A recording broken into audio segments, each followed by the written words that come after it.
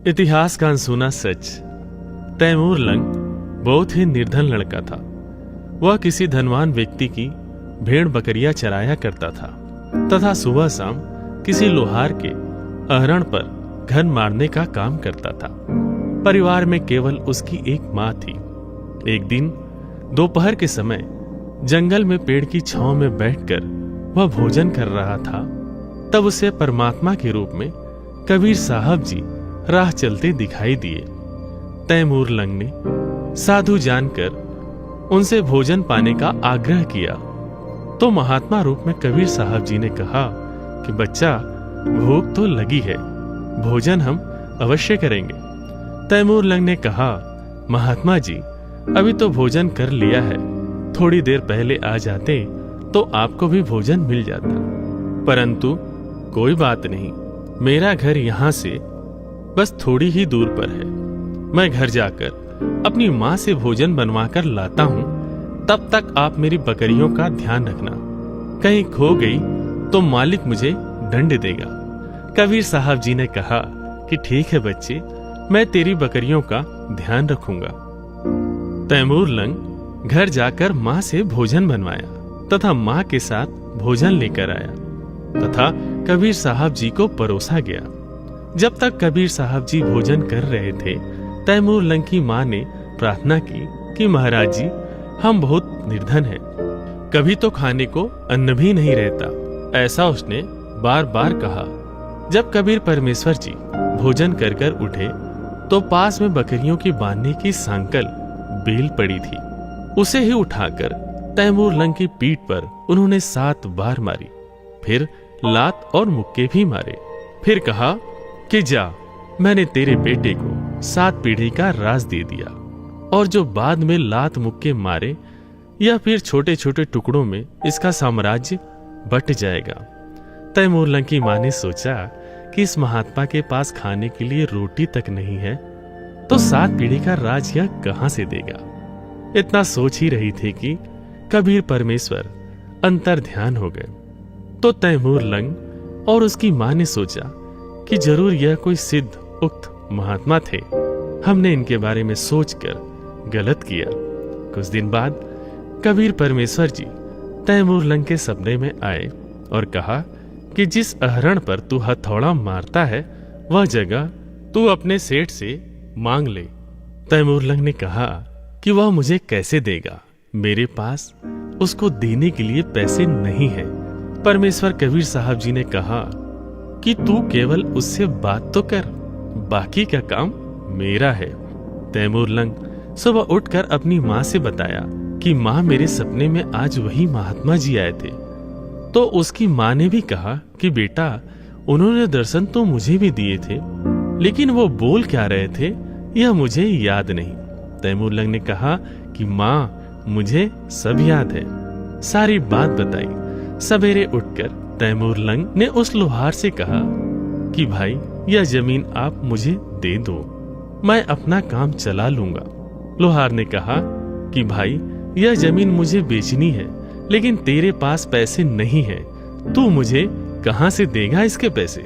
Taimur lung ने कहा, सेठ जी, आपका पूरा पैसा दे दूंगा, 6 महीने में आपके पैसे लौटा दूंगा। लोहार सेठ को पैसे की सख्त जरूरत थी, इसलिए अहरण वाले उस जमीन को तैमूर लंग को दे दी। परमेश्वर कबीर साहब जी ने तैमूर लंग को बताते रहे कि इस जमीन के चारों तरफ दीवार बनाकर इसके नीचे जो धन गड़ा हुआ है वह धीरे धीरे निकाल ले और अपना काम चला ले। तैमूर लंग ने वैसा ही किया। उस धन से कुछ कुछ घोड़े खरीदे और बेचने खरीदने का व्यापार करने लगा। लोग सोच रहे थे कि तैमूर लंग का तो धंधे ने हाथ पकड़ लिया, यह तो निहाल हो गया, लेकिन वह तो कबीर परमेश्वर की कृपा से धनवान हो रहा था। एक दिन तैमूर लंग जंगल में जा रहा था। कुछ दूरी पर उस गांव की एक लड़की कुछ काम कर रही थी। उधर से किसी राजा के सैनिक आए और लड़की को उठाकर ले जाने लगे। तो उस बहन ने आवाज लगाई, रे भाई तैमूर लंग, मुझे बचा ले, रे भाई तैमूर लंग, मुझे बचा ले। तैमूर लंग उस लड़की को बचाने के लिए राजा के सैनिकों से भिड़ गया लेकिन तैमूर लंग अकेला था। सैनिक 3-4 की संख्या में थे। तैमूर लंग को अधमरा करके पटक कर सैनिक लड़की को उठाकर लेके चले गए। जब उसे होश आया तो उसने सोचा कि इस राजा को सबक सिखाना ही है। उसने अपने जैसे ही कुछ गांव के युवा लड़कों को इकट्ठा कर उनको लड़ना सिखाया और बदले में उसको पैसे देने लगा, जिससे और युवा लड़के आकर उसका साथ देने लगे। उनको लड़ना सिखाया, हथियार बनाना सिखाया। ऐसे करते करते उसने अपने लिए एक बहुत बड़ी फौज बना ली। समय देखकर तैमूर लंग ने उस राजा पर हमला बोल दिया। राजा के सिपाहियों ने देखा कि उन पर हमला होने वाला है, तो राजा को जल्द सूचित किया गया। राजा का मुख्य सेनापति ने देखा कि उसके सामने लाखों की तादाद में सेना खड़ी है। सेनापति ने राजा से कहा कि महाराज, हमें आत्मसमर्पण करने में ही भलाई है। राजा ने तैमूर लंग के सामने आत्मसमर्पण कर दिया। तैमूर लंग उसे मारने गया तो उसे कबीर परमेश्वर की बात याद आ गई कि जीव हिंसा नहीं करना है। इसलिए राजा की जान उसने बख्श दी और कहा कि यह राज्य छोड़कर वह चला जाए। उसने ऐसा ही किया। कुछ समय बाद दूसरे राजा के राज्य में जाकर उसे भी जीत लिया। ऐसा करते हुए तैमूर लंग ने ईरान इराक को जीतते हुए मध्य एशिया से लेकर पश्चिम एशिया तक अपना साम्राज्य स्थापित किया।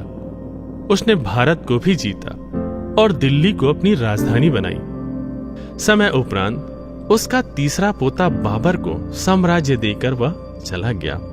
इतिहास गवाह है कि तैमूर लंग से लेकर औरंगजेब तक तैमूर लंग की 7 पीढ़ी ने दिल्ली पर राज की और उसके बाद समय के साथ साम्राज्य छोटे छोटे टुकड़ों में बट गया।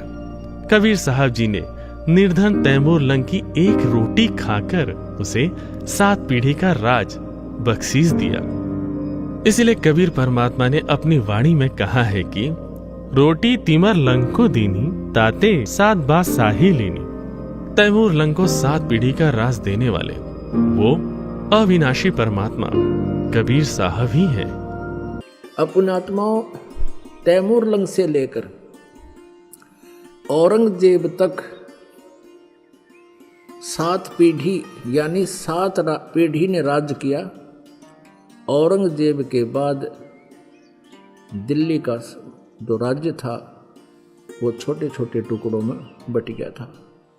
परमात्मा ने एक रोटी खाकर तैमूर लंग को 7 पीढ़ी का राज दे दिया।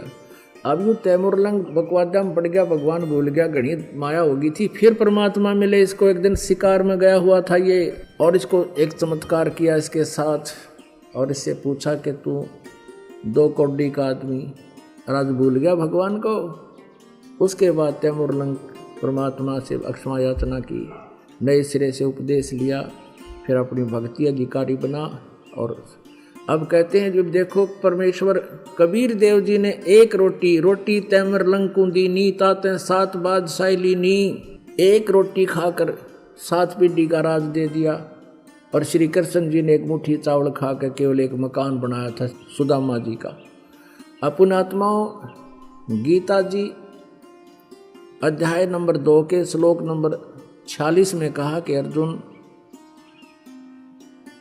जिस समय तुझे पूर्ण परमात्मा समर्थ भगवान की जानकारी हो जाएगी, उससे परिचित हो जाएगा, उस समय तेरी आस्था इस प्रकार रह जाएगी जैसे बहुत बड़े जलाशय की प्राप्ति के उपरांत छोटे जलाशय में जैसी श्रद्धा प्राणी की रह जाती।